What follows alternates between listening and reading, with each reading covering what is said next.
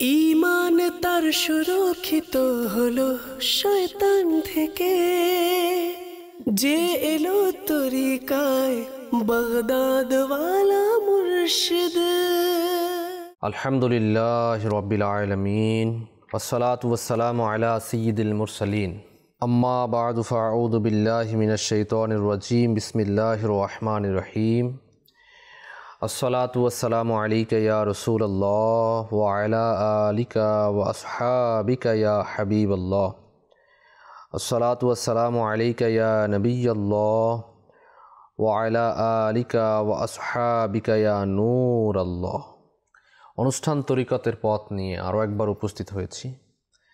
দূরে এবং কাছে যারাই সাথে আছেন সকলকে জানাই স্বাগতম। আমরা এই অনুষ্ঠানে তরিকত বিষয়ক দিক নির্দেশনামূলক বয়ান শ্রবণ করে থাকি। গত পর্বগুলোতে এভাবে আলোচনা হয়েছে। আজকেরও খুবই গুরুত্বপূর্ণ কিছু আলোচনা রয়েছে ইনশাআল্লাহ তাআলা। আমরা নিয়ত করি যেন শুরু থেকে শেষ পর্যন্ত আমরা অনুষ্ঠান দেখি এবং যা শিখব এর উপর আমরা আমল করব। যখনই আমরা সল্লু আলাল হাবিব শুনব তখন দুরুদে পাক পাঠ করব ইনশাআল্লাহ তাআলা। কেননা দুরুদে পাকের অগণিত ফজিলত এবং বরাকাত রয়েছে। আল্লাহ পাকের শেষ নবী সাল্লাল্লাহু আলাইহি ওয়াসাল্লাম ইরশাদ করেন, যার এটা পছন্দ হয় যে আল্লাহ পাকের দরবারে উপস্থিত হওয়ার সময় আল্লাহ পাক তার উপর সন্তুষ্ট থাকুক, তবে তার উচিত যে আমার প্রতি অধিক হারে দুরূদ শরীফ পাঠ করা। সাল্লু আলাল হাবিব সাল্লাল্লাহু তাআলা আলা মুহাম্মদ সাল্লাল্লাহু তাআলা আলাইহি ওয়া আলিহি ওয়াসাল্লাম সালাতাম ওয়া সালামান আলাইকা ইয়া সাইয়্যিদি ইয়া রাসূলুল্লাহ সাল্লাল্লাহু আলাইহি ওয়াসাল্লাম। সম্মানিত দর্শক শ্রোতা, তরিকতের পথ অনুষ্ঠানের মধ্যে আমরা বিগত পর্বতে তরিকতপন্থীগণের জন্য বিশেষ কিছু আমল যেগুলো লক্ষণীয় এবং যার দিকে খেয়াল রাখা অতীব জরুরি সেই বিষয়গুলো নিয়ে আলোচনা করেছিলাম। আজকেরও আমরা সেগুলো নিয়ে আলোচনা করব। আমরা এর আগে হুশ দরদম এবং নজর দর কদম বিষয়ে আলোচনা শ্রবণ করেছি। আজকের আমরা সফর দর ওয়াতন এই বিষয়ে আলোচনা করব। সফর দর আতম হচ্ছে মানবীয় কুঅভ্যাস সমূহ হতে নিজের মনকে, নিজের দিলকে, নিজের মনকে পবিত্র করা এবং উত্তম স্বভাবের দিকে, পবিত্র স্বভাবের দিকে নিজেকে প্রত্যাবর্তন করা। তরিকতপন্থী নিজ চরিত্রের মধ্যে অনুসন্ধান করবে যে নিজের মধ্যে কোনো প্রকার কুব অভ্যাস আছে কি না। যদি থাকে তাহলে এগুলো পরিত্যাগ করবে। কু অভ্যাসের মধ্যে অনেক অভ্যাস থাকে, বদ অভ্যাসের মধ্যে অনেক অভ্যাস থাকে। নামাজ না পড়ার অভ্যাস, রোজা না রাখার বদ অভ্যাস, খারাপ কথা বলার বদ অভ্যাস, গালিগালাজ করার বদ অভ্যাস, মিথ্যা বলার বদ অভ্যাস, চগলখুরি করার বদ অভ্যাস, ওয়াদা খিলাফি করার বদ অভ্যাস, গীবত করার বদ অভ্যাস, কুদৃষ্টি দেওয়ার বদ অভ্যাস, মানুষের মনে কষ্ট দেওয়ার বদ অভ্যাস, মানুষের হক নষ্ট করার বদ অভ্যাস, আল্লাহ তাআলার হক না মানার বদ অভ্যাস। অসংখ্য বদ অভ্যাস রয়েছে যে অভ্যাসগুলো পরিত্যাগ করা আমাদের জন্য খুবই জরুরি। তো এই মানবীয় অভ্যাসগুলো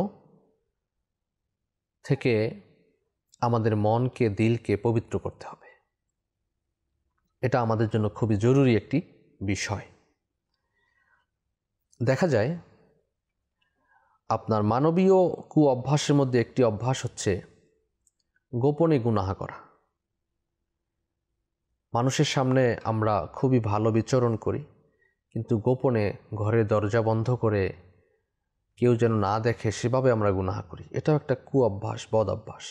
এই অভ্যাসের কারণে মানুষের আমল চলে যায় এবং তার যে আমলের নুরানিয়ত থাকে তাও চলে যায়। সেজন্য আমাদেরকে অভ্যাস থেকেও বিরত হতে হবে। গত পর্বে আমি বলেছিলাম যে আল্লাহু মাইয়া, আল্লাহু নাযিরুন ইলাইয়া, আল্লাহু শাহিদি। এই ব্যাপারটা যদি আমাদের সামনে রাখি, আল্লাহ আমার সাথে রয়েছে, আল্লাহ আমারকে দেখছেন, আল্লাহ আমার সাক্ষী, তো এগুলো যদি স্মরণে থাকা যায় তাহলে এই যে গোপনের মধ্যে যে বদ অভ্যাসগুলো, গোপনীয় বদ অভ্যাসগুলো দূর হবে, আর নয়তো এই অভ্যাসগুলো আমাদের চলতেই থাকবে। আচ্ছা, হয়ে গেল, তো হয়ে গেলে এটাকে কন্টিনিউ না করা, তওবা করে নেয়া। আবার হয়ে গেছে, আবার তওবা করুন।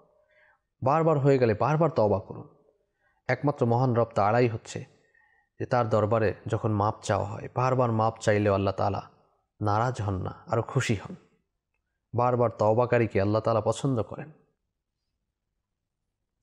তো এই কাজগুলো আমরা করব। এরপরে আরেকটি হচ্ছে খলওয়াত দার আঞ্জুমান, সভা সমিতি জনসমাগমের মধ্যেও নিজের মনে নিজে একা থাকবার অভ্যাস করা এবং জিকিরের মধ্যে নিজেকে লিপ্ত রাখা। যেখানেই আমি যাই না কেন, সভা সমাবেশ হোক, লোক সমাগম হোক, যেখানেই আমি যাই না কেন সেখানে নিজের মনকে একা রাখা এবং ওই একাকিত্ব মনকে আল্লাহ তাআলার জিকিরের মধ্যে শামিল করা, জিকিরের মধ্যে থাকা। অর্থাৎ বাহ্যিক কথাবার্তা ও কাজকর্মের সময়ও যেন মহান রব তাআলার স্মরণ হতে একেবারে দূর যেন না হয়ে যায়। কুরআনুল কারীমের মধ্যে ইরশাদ হচ্ছে, লা তুলহিকুম আমওয়ালুকুম ওয়ালা আওলাদুকুম আন যিকরিল্লাহ।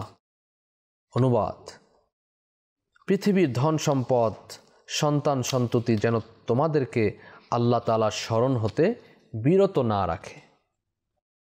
তরিকতপন্থী যারা হবে, যারা পীর ও মুর্শিদের সাথে সম্পর্ক জুড়বে, যারা আল্লাহ তাআলাকে পাওয়ার জন্য, নবী রাহমাত সাল্লাল্লাহু আলাইহি ওয়াসাল্লামের সান্নিধ্য পাওয়ার জন্য একজন আল্লাহর ওলির সাথে সম্পর্ক জুড়বে, তখন তার উচিত হচ্ছে এই অবস্থার উৎকর্ষ সাধনের জন্য তৎপরতার সাথে নিয়মিত সাধনা করা। এটা সাধনার ব্যাপার। আপনি একদিন করলেই হবে না, হ্যাঁ, একদিন করলেই হবে না। সাধনা করতে হবে, সাধনা করতে হবে, সাধনা করতে হবে। সাধনা করলেই আপনার এই কাজগুলো সঠিক হবে। লা তুলহিকুম আমওয়ালুকুম ওয়ালা আওলাদুকুম আন যিকরিল্লাহ।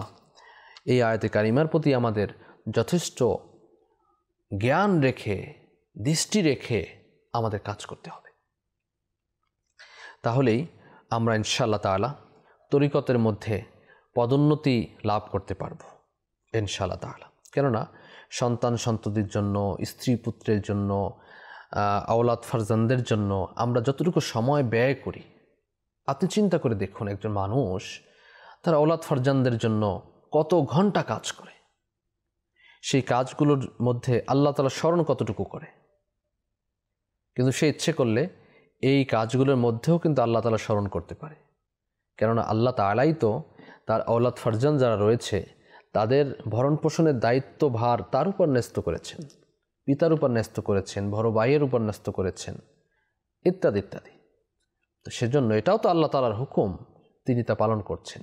কিন্তু আমাদের নিয়তের বরখেলাপের জন্য আমাদের একটু সামান্য তাওয়াজ্জু, দৃষ্টি না দেওয়ার কারণে আমরা অনেক বড় সওয়াব থেকে মেহরুম হয়ে যাই, আল্লাহ তাআলার স্মরণ থেকে আমরা দূরে চলে যাই।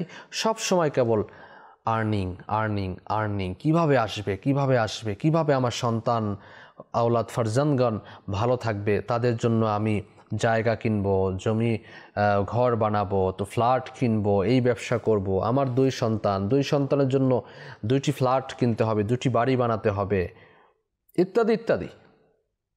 অর্থাৎ এই ধ্যানমগ্নের মধ্যে আমরা সবসময় থাকি, আল্লাহ তাআলার জিকির থেকে আমরা দূরে থাকি। অথচ আল্লাহ তাআলা সকলের জন্য রিজিকের ব্যবস্থা করে দুনিয়াতে প্রেরণ করেছেন। আপনি পিতা, কত পিতাই রয়েছেন তার সন্তানের জন্য কিছু রেখে যাননি, সেই সন্তান কি না খেয়ে আছেন? নিশ্চয়ই না। আপনি একটু লক্ষ্য করুন, পাখির নির থেকে পাখি সকালবেলা খালি পেটে বের হয়, সে কি কাজ করে, আল্লাহ তাআলা তাকে ভরা পেটে তার নিরে ফেরান। এই রিজিক কে দান করেন? 18,000 মাখলুকাত যার রিজিক আল্লাহ তাআলার জিম্মায় রয়েছে, আল্লাহ তাআলা রিজিক প্রদান করেন। সুবহানাল্লাহি ওয়া বিহামদিহি, সুবহানাল্লাহিল আযীম। তো দর্শক শ্রোতা, এজন্য আমাদেরকে এই সন্তান সন্ততির ব্যাপারে চিন্তা করুন, যতটুকু চিন্তা করার প্রয়োজন রয়েছে, যতটুকু করার প্রয়োজন রয়েছে। শুধু চাই চাই চাই চাই আর আপনি চলে গেলেন কবরের মধ্যে, আর সেই রেখে যাওয়া সম্পদগুলো দিয়ে আপনার সন্তানগণ রঙিন জীবনযাপন করছেন, গুনাহে ভরা জীবনযাপন করছেন, আর সেই গুনাহের অংশ আপনার কবরে পৌঁছে যাচ্ছে, যার জন্য আপনি আযাব ভোগ করছেন। কারণ আপনি আপনার সন্তানদেরকে সুশিক্ষা দান করেননি। আপনি আপনার সন্তানের জন্য তো অনেক কিছু রেখে গেছেন, কিন্তু কিভাবে ইউটিলাইজ করবে, কিভাবে সম্পদগুলো ব্যয় করবে, সেগুলো আপনি শিখাননি। আল্লাহ তাআলার রাস্তায় ব্যয় করা শিখাননি। এমনও সন্তান রয়েছে মা বাবার জন্য একটু ইসালে সাওয়া পর্যন্ত করে না। এমনও সন্তান রয়েছে যারা মা বাবার জন্য কোনো ইয়াতিমদেরকে, কোনো মিসকিনকে, কোনো মাদ্রাসার মধ্যে কিছু দান করবে, তাও করে না, টাকা কমে যাবে। আল্লাহু আকবার। যেই মা বাবার কারণে আপনি এত বড় হয়েছেন, এত কিছু রেখে গেছেন, সেই মা বাবার জন্য আপনি খরচ করতে দ্বিধাবোধ করেছেন। আবার অনেকে রয়েছে মা বাবার জন্য দিল খুলে খরচ করে থাকেন। অনেকে বলে থাকেন যে আমার মা বাবা যদি বেঁচে থাকতেন তাদেরকে আমি খাওয়াতাম না, তাদেরকে চিকিৎসা ব্যয় করাতাম না। নিশ্চয়ই করাতাম। আমি সেই টাকাগুলো কোনো দিনই কাজের মধ্যে খরচ করে দিলাম, দাওয়াত ইসলামী মাদানী ফান্ডে দান করে দিলাম, জামিয়াতুল মদিনায় কোনো আলিমের পিছে খরচ করে দিলাম, মাদ্রাসাতুল মদিনায় কোনো হাফিজ হওয়ার জন্য আমার সেই টাকাগুলোকে খরচ করে দিলাম। সুবহানাল্লাহ, উত্তম কাজ, মারহাবা, সাদ মারহাবা। কিন্তু এই যে চিন্তা, সেই চিন্তা আমাদের কজনের রয়েছে সেটাই দেখার বিষয়। দর্শক শ্রোতা, সেজন্য আমাদেরকে সন্তান সন্ততির ব্যাপারে চিন্তা করতে হবে, যতটুকু চিন্তা করা প্রয়োজন রয়েছে। মহান রব তাআলা আমাদেরকে তৌফিক দান করুন, যেন এমন না হয়ে যায় যেন আওলাদ ফারজানদের চিন্তায় আমরা আল্লাহ তাআলা যিকিরের থেকে গাফিল হয়ে যাই। এটা কখনোই কাম্য নয়। সেজন্য সন্তান সন্ততি, স্ত্রী পুত্র যারাই থাকবেন তাদেরও খেয়াল রাখতে হবে। পাশাপাশি আল্লাহ তাআলা যিকির থেকেও গাফিল হওয়া যাবে না, উদাসীন হওয়া যাবে না। এরপরে যদি আমরা আসি তাহলে দেখা যাবে ইয়াদকার্দ, অর্থাৎ স্মরণ করা, সর্বদা আল্লাহ তাআলার যিকির করতে থাকা, কখনো গাফিল হওয়া যাবে না। অনেক প্রকারের যিকির রয়েছে, গোপনীয় যিকির রয়েছে, আপনার উচ্চ আওয়াজে যিকির রয়েছে। যে যিকিরগুলো করার জন্য আপনার পীর মুর্শিদ, আপনার তরিকতের যিনি হেড রয়েছেন, উনি আপনাকে দিয়ে থাকেন, যে সবক দিয়ে থাকেন, সেই অনুযায়ী যিকির আজকারগুলো করা। কেউ বলে থাকেন সকালে আপনি লা ইলাহা ইল্লাল্লাহ 166 বার পাঠ করবেন, আপনি 166 বারই পাঠ করুন। আপনি দুরুদে পাক 111 বার পাঠ করবেন, 111 বার পাঠ করুন। আপনি সারাদিনে দুরুদে পাক 313 বার পড়বেন, 313 বার পড়ুন। বেশি পড়লেও সমস্যা নেই, কিন্তু আপনি আপনার পীর মুর্শিদের ইজাজত সাপেক্ষে, অনুমতি সাপেক্ষে এই কাজগুলো করতে থাকুন ইনশাআল্লাহ তাআলা। কেননা মনে রাখবেন, যারা পীর মুর্শিদ হয়ে থাকেন, কামিল পীর হয়ে থাকেন, তারা অনেক মানুষ নিয়ে গবেষণা করেন। গবেষণা লব্ধে একজন মানুষ যখন তার কাছে আসে, যখন বায়াত গ্রহণ করার জন্য আসেন, তখন তাকে দেখার সাথে সাথে তার মধ্যে একটা কাশফের মাধ্যমে জেনে যান তার জন্য কি প্রয়োজন। যেমন অনেক ডাক্তার রয়েছেন, রুগী দেখার সাথে সাথে কিছু না বললেও তার প্রেসক্রিপশন করতে পারেন। তারপরও দেখেন, দেখার পরে রুগী চায় যে আমাকে যেন এই টেস্ট দেয়া হোক, এই ঔষধ দেয়া হোক। অনেকেই ঔষধের নাম জানে, কিন্তু ডক্টর সংক্ষিপ্ত ঔষধ দিয়ে দেয়, আপনি এটা গ্রহণ করুন, হয়ে যায়, ভালো হয়ে যায়। তেমনই ভাবে যদি আমরা এই রুহানি ডক্টর যে রয়েছেন, পীর মুর্শিদের দরবার থেকে যে ফয়জান পাওয়ার জন্য যে ওজিফা দেয়া হয়, যে সবক দেয়া হয়, সেই সবক অনুযায়ী নিজের জীবনকে যদি আমরা কী করি অতিবাহিত করি তাহলে আমাদের জন্য আসান হবে ইনশাআল্লাহ তাআলা। এবং যেই শিক্ষা দেন, যেই জিকিরের শিক্ষা দেন, যেই ওজিফা শিক্ষা দেন, সেগুলো রীতিমতো করা, বাদ না দেয়া, রীতিমতো করতে হবে, দৈনিক করতে হবে। যখন যে আমলটি দিয়েছেন সেই আমলটি আপনাকে আমাকে করতে হবে। বিভিন্ন কিতাবে বর্ণিত রয়েছে, খাজা নকশবন্দ রহমতুল্লাহ আলাই বলেছেন যে সর্বদা আল্লাহ তাআলাকে স্মরণ করা এবং তার প্রতি ভক্তিপূর্ণ মন রাখাই হচ্ছে জিকির করার মূল উদ্দেশ্য। সুবহানাল্লাহ, খুব সুন্দর কথা। যে আল্লাহ তাআলাকে সর্বদা স্মরণ করার মানে কি? মানে হচ্ছে তার প্রতি ভক্তিপূর্ণ মন রাখা জিকির করার মূল উদ্দেশ্য হতে হবে। এটা আমরা অবশ্যই স্মরণ রাখবো ইনশাআল্লাহ তাআলা। এরপরে আসুন বজগশত। কিছুক্ষণ জিকির করার পর 3 কি 5 বার বলবে, হে আল্লাহ, তুমি আমার একমাত্র মকসুদ, তোমার জন্যই আমার দুনিয়া এবং আখিরাত। দুনিয়াতে যা কিছু করব তাও মহান রব তাআলার জন্য, আখিরাতও মহান রব তাআলার জন্য। তোমার নৈকট্য লাভে আমাকে সুখী করো। এভাবে বলা মানে দোয়া কর আল্লাহ তাআলার দরবারে। আল্লাহ তাআলার দরবারে যখন আমরা দোয়া করব তখন এই কাজগুলো আমার জন্য আসান হয়ে যাবে। যে আল্লাহ, যেমন আপনার রয়েছে লা মা'বুদা ইল্লাল্লাহ লা মাকসুদা ইল্লাল্লাহ, এক আল্লাহ ব্যতীত বন্দেগীর কোনো যোগ্য আর কেউ নেই, এক আল্লাহ ব্যতীত কোনো কিছুরই কামনা নেই, মকসুদ নেই। লা মাওজুদা ইল্লাল্লাহ, আল্লাহ ব্যতীত আর কোনো কিছুই অস্তিত্ব নেই। তো প্রিয় ইসলামী ভাইয়েরা, আল্লাহ তাআলার উপর ভরসা রাখা, আল্লাহ তাআলাকে মকসুদ বানানো, আল্লাহ তাআলাকে উদ্দেশ্য বানানো, আল্লাহ তাআলাকে পাওয়ার জন্য যা কিছু দরকার তা করা। এর জন্য কী করতে হবে? পীর মুর্শিদের দরবারে গেলাম, পীর মুর্শিদ আমাদেরকে নবী পাক সাল্লাল্লাহু আলাইহি ওয়াসাল্লাম দরবার পৌঁছাবে এবং নবী পাক সাল্লাল্লাহু আলাইহি ওয়াসাল্লাম দরবার থেকে মহান রব তাআলা পর্যন্ত পৌঁছতে পারবো ইনশাআল্লাহ তাআলা। আল্লাহ তাআলা আমাদেরকে বোঝার এবং আমল করার তৌফিক দান করুন। এরপরে আমরা আরেকটি বিষয় যদি আমরা দেখি, নিগাহ দাশত, অর্থাৎ লক্ষ্য রাখা যে আল্লাহ ব্যতীত অন্য চিন্তা মনে যেন স্থান না পায়, তার প্রতি খুবই গভীরভাবে মনোযোগ রাখা। হযরত খাজা নকশবন্দ রহমতুল্লাহ আলাই বলেছেন, মনে অন্য চিন্তা, অন্য ভাব প্রবেশ করলে তৎক্ষণাৎ তা বিদরিত করতে হবে। কেননা অন্তরের মধ্যে এই মনোভাব বেশি সময় স্থায়ী হওয়াটা তরিকতপন্থীর বিশেষ ক্ষতির আশঙ্কা থাকে। কাজেই এই মনোভাবকে অল্প সময়ের জন্য মনে স্থান দেয়া যাবে না। আল্লাহর চিন্তা সবসময় যেন মনে থাকে। এই মনে আছে কি নাই এর চিন্তাটাও আপনাকে করতে হবে, মনে আছে কি নাই। আল্লাহ তাআলা ব্যতীত অন্য কোনো ধ্যান ধারণা আমার মননে আছে কিনা, আমার কলবে আছে কিনা, যদি থাকে সেটা সাথে সাথে বের করে দিতে হবে। সাথে সাথে বের করাটা আমার জন্য খুবই জরুরি। আর যদি আল্লাহ তাআলা ব্যতীত অন্য কোনো চিন্তা আমার মননে থাকে, দিলের মধ্যে থাকে, কলবের মধ্যে থাকে, তাহলে এটা আমাদের জন্য খুবই কষ্টদায়ক হবে। ক্ষতির আশঙ্কা, ক্ষতিকর দিক, এটা ক্ষতি হয়ে যাওয়ার সম্ভাবনা থাকবে। এজন্য এটা দূরীভূত করা আমাদের জন্য খুবই জরুরি রয়েছে। আল্লাহ তাআলা আমাদেরকে আমল করা তৌফিক দান করুন। আজকের এই পর্বে আমরা অনেকগুলো বিষয় শিখলাম।